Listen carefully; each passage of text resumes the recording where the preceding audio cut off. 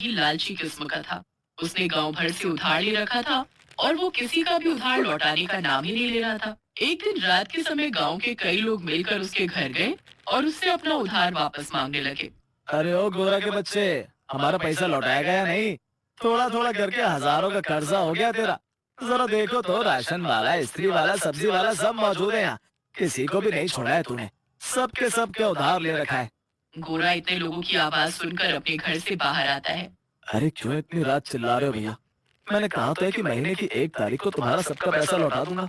1 तारीख तो ठीक है, लेकिन किस महीने की 1 तारीख ये भी बता दो। जब देखो तब बस 1 तारीख करता रहता है तू। अरे 1 तारीख तो हर महीने में आती है ना। तो बस चिंता मत करो, तुम्हारा पैसा तुम्हें जल्दी मिल जाएगा। जरा देखो तो इस बेशरम को। एक तो हमसे इतना उधार ले रखा है और ऊपर से हमसे मजाक कर रहा है। जरा सी भी शर्म नहीं आ रही इसे। एक काम करो, इसके घर का सब सामान उठा लो, तभी शायद इसे अकल आएगी। गोरा ये सुनकर घबरा जाता है। अरे नहीं नहीं भाई, ले देकर तुम्हें मेरे घर में सिर्फ एक तख्त और कुछ बर्तन मिलेंगे। उन्हें लेकर तुम्हें भी कोई फायदा नहीं होगा। मैं तो तुम सबसे बस छोटा सा मजाक कर रहा था। चिंता मत करो, मैं तुम्हारे पैसे इसी हफ्ते लौटा दूंगा। ये लो एक और छूट। चल बेटा, तुझे आखिरी मौका दिया। अगर तूने इसी हफ्ते में हमारा पैसा नहीं लौटाया ना, तो तेरे घर का सारा सामान ले जाएंगे हम। और यही नहीं, तेरे घर भी हम अपने नाम करा लेंगे। सभी लोग गुस्से में गोरा को खरी खोटी सुनाकर वहां से चले जाते हैं और गोरा सोच में पड़ जाता है। अब क्या करूं? इन सबको झूठ तो बोल दिया है, लेकिन इतना पैसा मैं लाऊंगा कहाँ से? गोरा ये सब सोचने लगता है पर उसे कुछ समझ नहीं आता। अरे काम करता हूँ, सो जाता हूँ। सुबह ठंडे दिमाग से सोचूंगा कि क्या करना है। अगले दिन सुबह सुबह गोरा गांव की नदी के किनारे पर जाकर बैठ जाता है ताकि कोई गांव वाला उसे वहां परेशान न कर सके। पर अचानक से उसका पैर फिसल जाता है और वो नदी में गिर जाता है।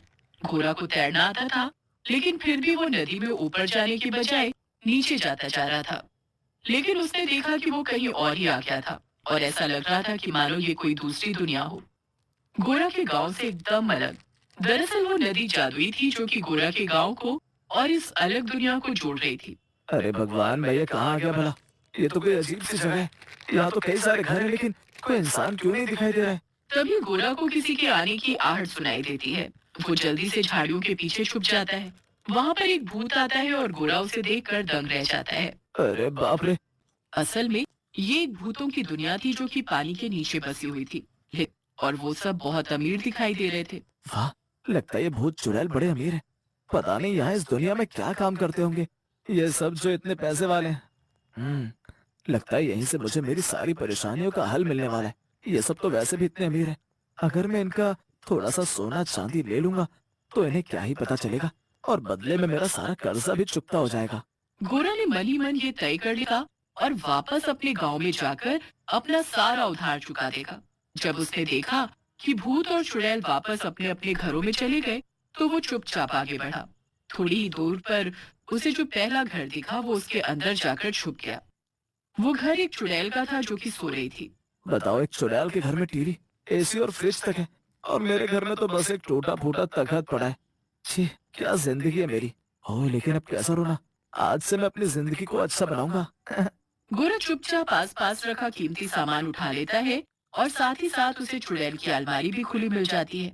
अलमारी में सोने चांदी के कुछ जेवर थे जिन्हें गोरा उठा लेता है और जल्दी से घर से बाहर निकल जाता है। वो सब कुछ लेकर वापस नदी के पास जाता है और नदी में कूद जाता है। तैरते तैरते उसे फिर से अपने गांव का रास्ता मिल जाता है और वो अपने घर चला जाता है। वाह भाई वाह, क्या बात है गोरा सेठ, तूने तो कमाल। भूतों के घर में चोरी, हाँ? अब कल ही जाकर ये सारा सामान बेचकर अपना उधार चुकता करता हूँ। गोरा घर चला जाता है और वो चैन की नींद सो जाता है। अगले दिन वो चुराए हुए गहने बेचकर सारा उधार चुका देता है। अब गोरा की जिंदगी काफी आसान हो गई थी। कोई भी उसके घर आकर उससे पैसे नहीं मांगता था। लेकिन गोरा के मन में लालच आ गया था। एक दिन वो बैठे बैठे सोच रहा था। मैं एक बार पानी के अंदर उस भूतों की दुनिया में गया और मुझे इतना फायदा हुआ। मुझे लगता है कि मुझे एक और बार वहां जाना चाहिए और कुछ और सामान लेकर आना चाहिए। अरे अभी भी मैं इस छोटे से घर में रह रहा हूँ और दाल रोटी खाता हूँ।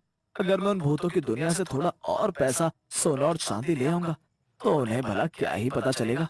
ये सब सोचते हुए गोरा ने एक बार फिर से ये तय कर लिया कि वो भूतों की दुनिया में वापस जाएगा और एक बार फिर से चोरी करेगा। अगली ही सुबह भोला नदी की तरफ चल पड़ा, पर गोरा का पड़ोसी राजू उसे नदी की तरफ जाते हुए देख लेता है। अरे ये गोरा सुबह सुबह कहाँ जा रहा है? गोरा, अरे ओ गोरा, सुनो जरा, कहाँ भागे जा रहे हो? राजू ने गोरा को बहुत आवाज लगाई पर गोरा इतनी जल्दी में था कि उसने सुना ही नहीं। राजू भी गोरा के पीछे पीछे चल दिया। नदी के पास पहुंचकर गोरा ने नदी में छलांग लगा दी और राजू ये सब देखकर डर गया। अरे ये क्या? ये गोरा नदी में कूदकर अपनी जान क्यों दे रहा है? और अभी तो इसने सबका उधार चुकाया था, अभी ऐसा क्यों कर रहा है? नहीं नहीं, मुझे इसे बचाना होगा, कहीं वो मर ना जाए। फिर राजू भी गोरा के पीछे पीछे नदी में कूद जाता है। राजू गोरा के पीछे पीछे जाने लगता है और दोनों ही भूतों की दुनिया में पहुंच जाते हैं। अरे दादी री, ये मैं कहाँ आ गया? ये कौन सी जगह है? और ये गोरा भला यहाँ क्या करने आया है? राजू चुपचाप गोरा का पीछा कर रहा था।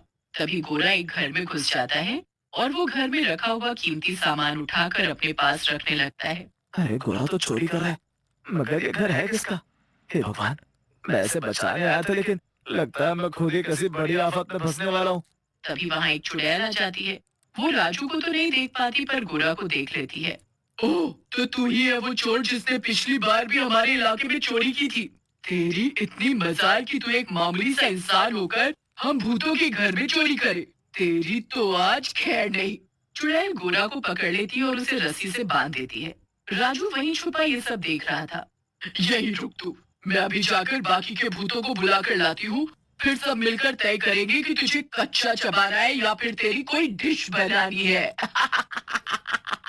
अरे भगवान, ये मैं कहाँ फंस गया? मुझे इतना लालच नहीं करना चाहिए था। पहली बार में जितना मिला था मुझे उसी में खुश रहना चाहिए था। अब तो मुझे अपनी जान से हाथ धोना पड़ेगा। चुड़ैल चली जाती है और गोरा जोर जोर से रोने लगता है। लेकिन तभी राजू उसके सामने आ जाता है। राजू, तुम यहाँ कैसे हैं? क्या तुमने सब देख लिया? हाँ गोरा, सब देख लिया मैंने, और शुक्र मनाओ कि मैं यहाँ आ गया और सब देख लिया, वरना आज तुम्हें इन भूतों से कौन बचाता? हाँ तुम ठीक कह रहे हो राजू, पर इससे पहले वो चुड़ैल और भूतों को लेकर आए। खोलो मुझे जल्दी से। राजू गोरा की रस्सी खोल देता है और गोरा उसके गले लगकर रोने लगता है। राजू मेरे भाई, मैं तेरा ये एहसान मरते दम तक नहीं भूलूंगा। तूने मुझे एक नई जिंदगी दी है। अरे ठीक है, ये सब बातें बाद में करना, अभी चलो भागो यहाँ से, वरना वो भूतों की टोली आती होगी तुम्हें खाने के लिए। चलो अब जल्दी यहाँ से, वरना यही रुकना पड़ेगा हमेशा के लिए। राजू और गोरा भागते हुए नदी की तरफ जाने लगते हैं लेकिन कुछ भूत उन्हें देख लेते हैं। वो देखो, वो रहे घुसपैठ, भाग रहे हैं। जल्दी से उन्हें पकड़ो और डालो कुकर में। नहीं नहीं, इन्हें तो मैं डीप फ्राई करूंगी कढ़ाई में, उसमें ज्यादा स्वाद आएगा। अरे अरे, उन भूतों ने हमको देख लिया राजू, और ऊपर से हमें कैसे पकाते हैं वो भी बता रहे हैं। तो अब क्या? और जोरों से भागो, जल्दी से नदी में चलकर कूद जाओ, वरना फिर सीधा कढ़ाई में जाकर गिरोगे। राजू और गोरा दोनों नदी में कूद जाते हैं और भूत उन्हें नहीं पकड़ पाते हैं। दोनों तैरते हुए वापस अपने गांव में आ जाते हैं और नदी से